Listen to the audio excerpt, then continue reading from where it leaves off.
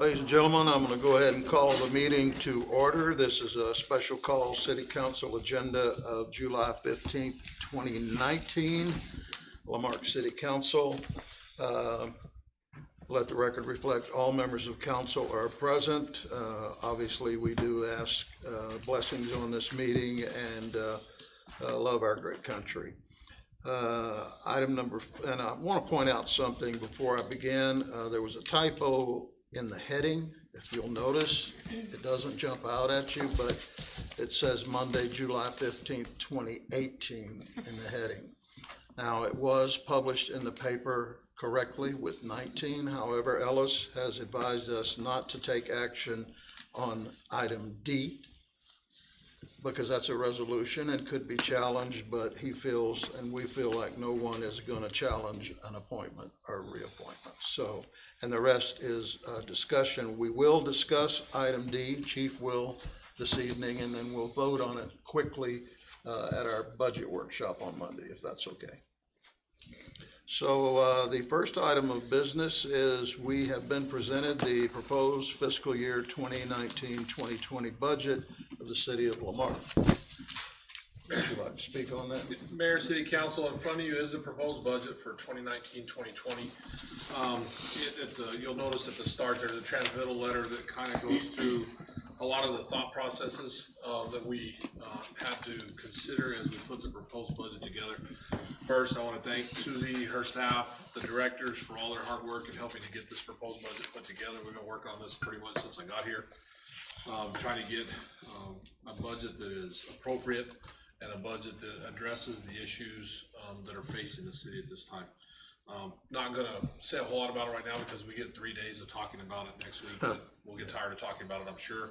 But I do want to point out, if you guys, as you guys take this and look at it before next week, if you have any questions or anything comes up and you want to talk, you want to ask a question, please feel free to ask those questions in advance. If it's a question that you have, it's probably a question that the other council members may have as well. Or if there's a graphical representation, we're going to have some graphical representations of a lot of the stuff in there to show you. But if there's something that you would like some more explanation on, please let us know so we can get that prepared for next week. Thank you, Mayor. Thank you. Item B is discussion, possible action regarding the Community Development Block Grant DR, CDBG-DR applications and the projects tied to them. This won't require any action on our part this evening, but we have with Provision Specialized Resources, Ms. Alice Ashley. Ms. Ashley. City manager was too fast for me. We have, of course, been given the 1.4, roughly 1.5 for buyouts and acquisitions, 1.5 for local infrastructure. 70% of this has to benefit low to moderate income. After hashing many situations and projects out, I think we've come to doing a drainage, approximately 4,000 linear feet of storm pipe in the Mary Melody Westward subdivision, down Westward Fannin, Lamar Drive, areas like that.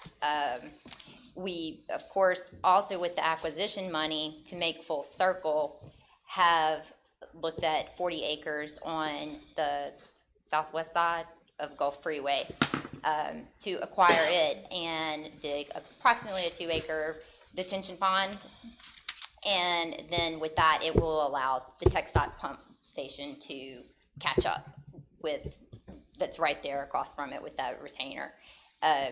Phase 2 will be coming along, which then I'll try and tie the whole project in. We'll get infrastructure money and go down West Houston and West Crockett. That'll bring it right to those ditches. And so just with the money we're limited with right now, we're trying to get it there as close to then tie it all together.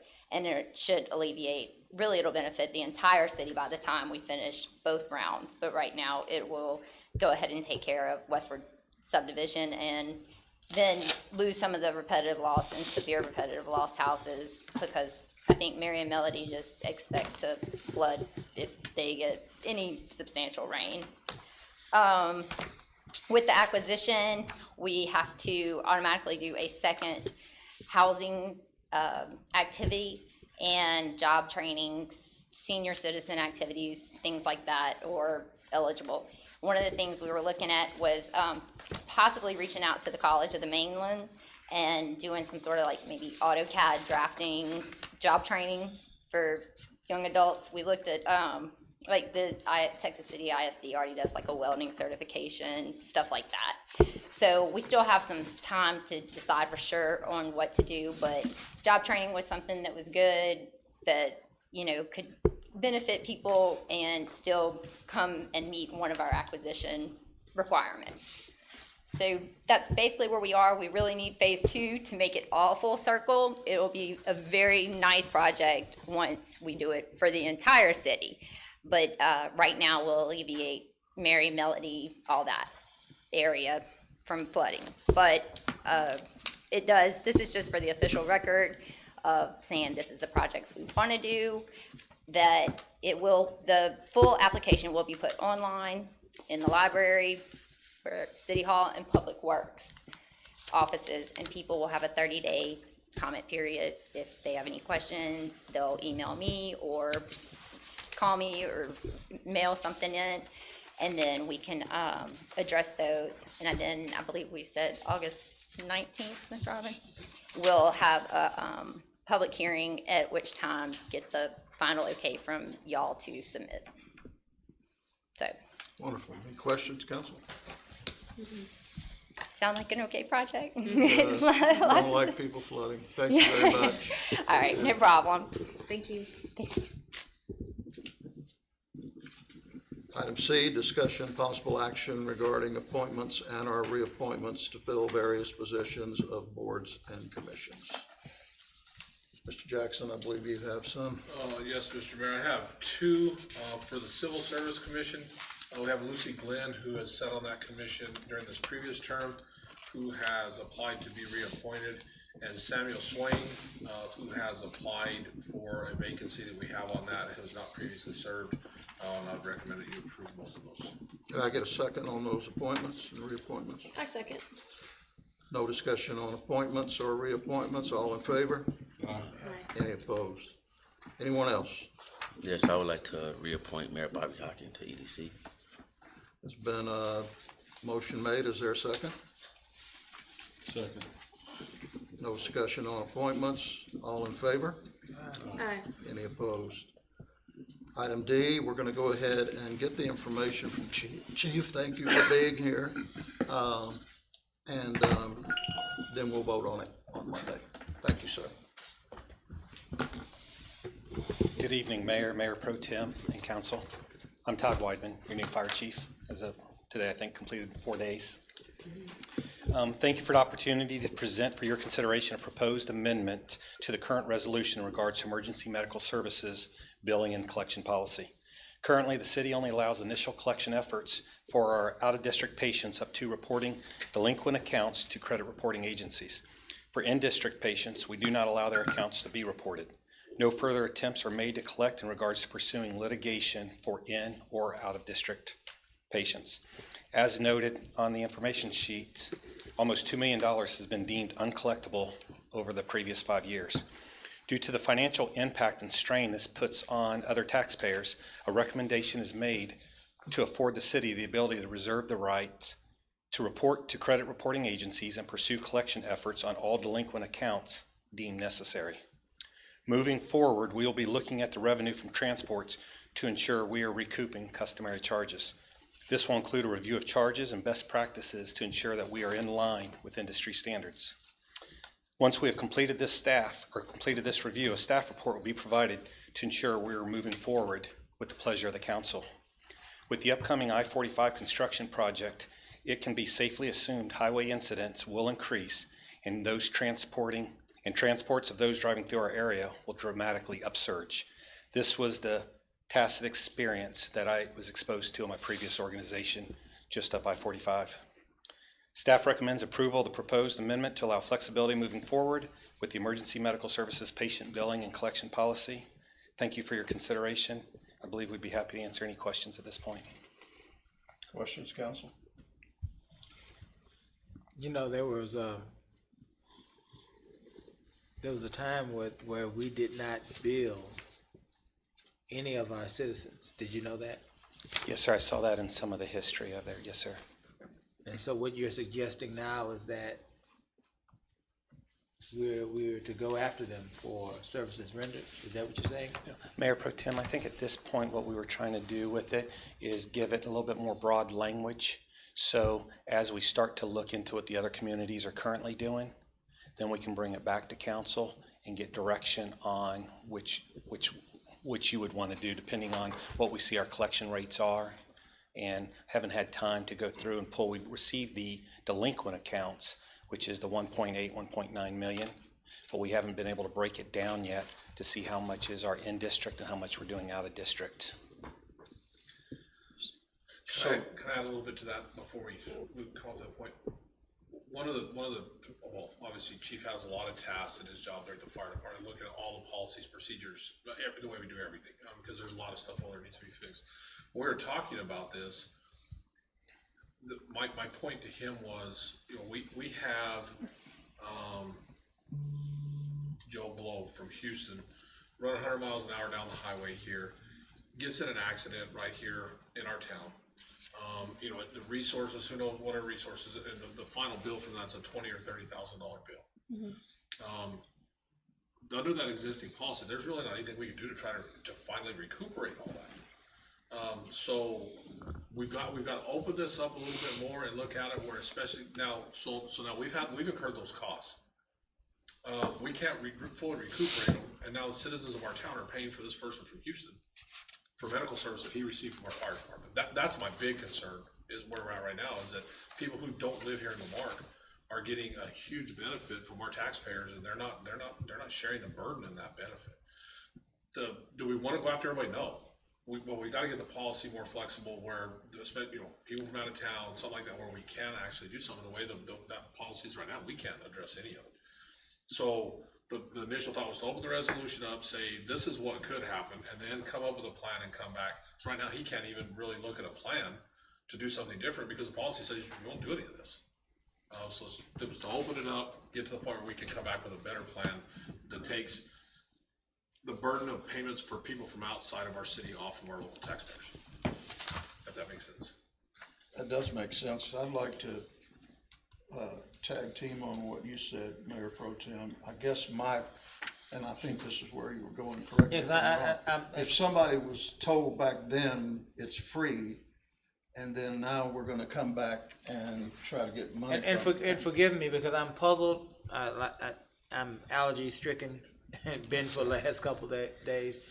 But I'm understanding that you're saying, I thought I heard you say that we as a city are unable to go after in-district patients that have incurred our services. Didn't I hear you say that? Yes, sir. We stopped, go ahead, I'm sorry. And so you're asking us to free up a way that we would possibly be able to recoup some of those resources from our in-district patients, correct? Yes, sir.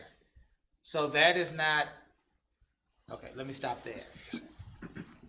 That's where I'm struggling with understanding, because when we started this with medical billing, one of the things that we said was that we were not going to charge any of our patients, any City of Lamarque residents were not going to be charged. And so that, my question now is, has that, because it's been a while, what have we done about that? Are we charging them now? Is that what's happening? So we're still not charged, so, okay, I got you. And so you're asking now to free this up so that we might, by chance, be able to charge them? Yes, sir. Once we start, what we're asking, I believe, for the amendment is to make it to where it gives a little bit more freedom. We've taken out the word contractors in case the city ever decides to do it in-house. And then it also opens it up to where we can start to do the research, see what the industry best practices are, see what the different practices are with the insurance companies, and then bring it back to council with a definitive plan, not to start charging each resident, but to see if there's another plan. And that's all part of it, because it was, we grouped it in where instead of having an in-district and out-of-district, we grouped it together to where we could look at the best practice, and then we could implement the best practice with either or. I see where you're going with that. I got that. I just caught it. I caught you. That's good. I like that. Chief, I think it's way past time we address this thing. You know, a lot of our citizens are seniors, but still, there's insurances, there's Medicare that does pay some on this, perhaps. I'm with you 100% on people outside of this community, paying that full cost. But for those here that may be on restricted budgets and things like that, perhaps right now, we're not even billing what insurances are capable of paying and would pay some of it. And I think we're just throwing things away. Maybe we could find a way so that we do bill these patients and maybe there's a forgiveness on their copay part, you know, for the seniors. And I think that would be a good thing for our residents. But just like anywhere else, the insurance programs that they're under, whether they be federal or private, should pay that portion. I appreciate your work on this. Thank you. Mayor, can I have one more thing? I just wanted, that encapsulates the discussion we had. You know, if they are local and they have insurance, the council could very easily do a policy that forgives the copay but collects the insurance part. Right. If it's the 98-year-old woman that doesn't have insurance, then the policy could say she's okay, she's covered, you know, we're taking care of that part. Right. But we gotta start trying to recover what costs we can that doesn't immediately impact it. Mayor Pro Tem, I think to follow up on that with the out of district where it starts to open us, right now, we stop at the credit reporting, but there's no litigation after that point. Yeah. With all the traffic that we're getting ready to come through with the construction, we're gonna have a considerable amount of transports off the interstate. We spend a lot of time with multiple units up in the district. No, I understood that part of it totally. I didn't have any questions about that part. The only part that I questioned was the part where we would potentially go back on. And what it is seniors who don't have insurance. And that's something that I didn't think that we were ready to do. And so, I caught you when you said we can get around that, so. And I particularly like that the idea is to open us up so that we can research what is best practice and what fits our city the best. Yeah. And not saying that it means all of a sudden now we are gonna go after everybody for every last cent they have, because that wouldn't make any sense. Right. So, thank you, Chief. Thank you, sir. Anything else, any other business to come before us? I'll entertain a motion for adjournment. So moved. Second. All in favor? Hi. Thank you, council.